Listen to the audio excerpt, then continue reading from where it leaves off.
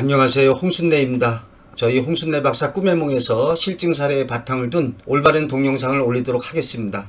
많은 성원 부탁드립니다.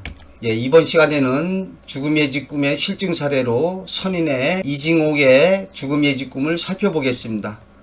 해골에서 피가 의자 다리 아래로 흘러내린 꿈을 꾸고 운명하고 있습니다. 이징옥은 무예와 용기가 뛰어났으며 범을 잘 쏘아서 매번 눈을 부라리고 고함을 질러서 범이 문득 눈을 감고 머리를 수그리면 한 번에 쏘아서 거꾸로 때렸다는 겁니다. 호랑이를 만났을 때 눈싸움에서 먼저 그 호랑이를 제압을 했다는 거죠. 우리 옛날 이야기 속에는 호랑이가 이렇게 물어갔다는 얘기, 호랑이한테 죽임을 당했다는 얘기가 많이 있는데요. 이 사람을 잡아먹는 호랑이는 늙은 호랑이일까요? 젊은 호랑이일까요? 늙은 호랑이가 사람을 잡아먹는 데입니다. 젊은 호랑이는 그래도 날래서 짐승들을 막 잡아먹을 수 있는데 늙은 호랑이는 힘이 좀 빠져서 동물들이 막 달아나도 그걸 잘 잡아먹지를 못하는 거죠. 그런데 이 늙은 호랑이가 사람들이 자신을 무서워하는 줄 알고 요 만만한 사람을 갖다가 해코지하는 겁니다. 그냥 그 호랑이 새끼를 딱 여기 이징옥처럼 그냥 눈으로 갖다가 그냥 콱 제압을 하면은 호랑이한테 물려가도 정신만 차리면 산다, 이런 말이 있지 않습니까? 어떤 순간에도 정신을 놓지 않으면 위험에서 벗어날 수가 있겠습니다. 이징옥이 일찍이 김해 부사를 보러 갔는데 부사가 미천하다고 만나주지 않은 거죠. 근데 돌아오는 길에 젊은 부인이 슬피 울기에 까닭을 물었죠. 그랬더니 대답하기를 지아비가 범에게 먹혔는데 방금 대밭 속으로 들어갔습니다. 징옥이 그 말을 듣고 팔을 걷고 대밭에 들어가서 범을 안고 나와서 칼로 배를 갈라서 그 사람의 살점을 끄집어내니 살점이 아직 삭지가 않았다는 거죠. 그 부인을 시켜서 살을 싸가지고 가게 하고 껍질을 벗겨서 부인을 주고 부사에게 말을 전하게 했더니 부사가 크게 놀라서 이러한 용맹스러운 사람을 미처 못 알아봤다고 사과하고 돌아오기를 청했으나 징옥은 거들떠보지도 않았다는 거죠. 또 이 글을 보니까 그 공자님의 가정맹어호, 가혹한 정치는 호랑이보다 무섭다, 그러한 고사가 생각이 납니다. 공자님이 산길을 가는데 어느 여인이 아주 구슬피 울기에 알아보니까 호랑이가 잡아먹었다는 거죠. 그러면서 하는 얘기가 이 호랑이 새끼가 시아버지도 잡아먹고 남편도 잡아먹고 뭐 예를 들어서 자식도 잡아먹었다, 이런 억울한 일이 어딨냐고 그렇게 얘기하니까 눈치 없이 묻죠. 왜 이렇게 무서운 호랑이가 있는 산속에서 살고 있느냐, 저기 사람들 많이 사는 민가로 가서 살지 않고, 그렇게 얘기하니까 뭐라고 그럽니까? 저기 민가로 내려가면은 호랑이보다 더 무서운 놈들이 있다는 거죠. 탐관오리, 세금을 뜯어가는 세리, 이런 놈들이 더 보기 싫고 무섭다고 얘기합니다.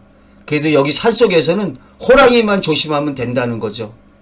공자님이 그 말씀을 듣고 가혹한 정치는 호랑이보다 무섭다, 잘 알아두거라, 이런 말이 전해오고 있습니다. 혹시 제가 틀린 말을 했는지 모르겠습니다. 어머니가 이 징옥 형제에게 살아있는 멧돼지를 보고 싶다고 그러죠.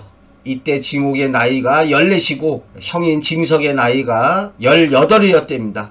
징석이 먼저 멧돼지 한 마리를 쏘아서 잡아오니까 어머니가 아주 기뻐했다는 거죠.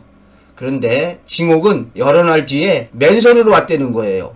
어머니가 말씀하시기를 남들이 내가 형보다 배짱과 힘이 더 낫다고 그랬는데 너는 어떻게 빈손으로 왔냐? 이렇게 묻죠. 그랬더니 이 징옥이 문 밖에 나가 좀 보세요, 이렇게 말한 거죠. 어머니가 나가보니까 살아있는 큰 멧돼지가 숨을 헐떡거리면서 있더라는 거예요. 어머니가 멧돼지 산 걸 보고 싶다고 멧돼지를 뒤쫓아서 멧돼지가 지쳐서 쓰러질 때까지 기다렸다가 산채로 잡아온 거였죠. 참 대단합니다. 이렇게 용력이 뛰어난 이징옥이었다는 것을 말해주고 있습니다. 나이 18에 강계부사가 되었고 김종서를 따라서 사군 육지를 개척하는데 공이 컸습니다. 김종서가 사임하고 돌아오려 할 때 세종이 그 후임을 누가 대신하면 좋겠는가 하고 물으니까 김종서가 이징옥을 청거하기에 이릅니다. 그래서 김종서의 후임으로 함길도 절제사가 되었습니다. 용감하고 위험이 있어서 여진족들이 두려워했다는 겁니다. 한편으로는 청렴결백해서 백성이나 여진족들의 물건에 절대로 손대지 않았답니다. 그런데 역사상으로 수양대군이 계유정난을 일으켜서 김종서, 황보인 등을 죽이고 후한이 두려워서 박호문을 보내가지고 이징옥을 갖다가 대신하게 하고 징옥을 불러들이는 거죠. 그런데 이징옥이 교대해주고 오다가 생각하기를 절제사가 중대한 책임이 있는데 조정에서 큰일이 없으면 부르지 않겠다고 그랬는데 지금은 까닭도 없이 나를 교대시키는 게 반드시 까닭이 있을 것이다 하고 옷 속에 갑옷을 입고 의논할 일이 있다고 나오라고 해서 호문이 나오자 죽이고 군사를 호령해서 서울로 쳐들어오려고 하죠. 그러다가 나의 위엄과 신의가 이미 드러났으니 장차 강을 건너리라. 군사를 이끌고 북쪽으로 나가 종성에서 대금 황제라 칭하고 징옥이 장차 강을 건너려고 했는데 마침 날이 저물었습니다.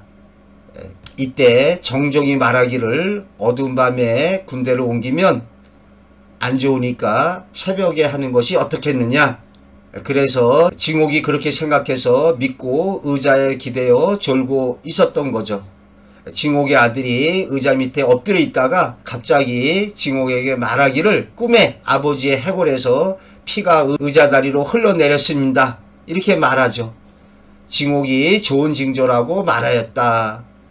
사실 좋은 꿈이 아닙니다. 그 말이 끝나자마자 믿었던 부하인 정종이 군사를 일으켜서 징옥이 도망가기에 이르죠. 그래서 결국은 죽임을 당하게 됩니다. 항민사에서 출간한 우리 활 이야기에서 인용했습니다. 활에 대해서 궁금하신 분은 이 책을 보시면 아주 좋습니다. 아들의 꿈에 아버지의 해골에서 피가 의자 다리 아래로 흘러내리는 꿈을 꾼 후에 아버지인 이징옥이 부하의 배신으로 죽임을 당하는 일로 실현되고 있습니다. 꿈은 반대가 아닙니다.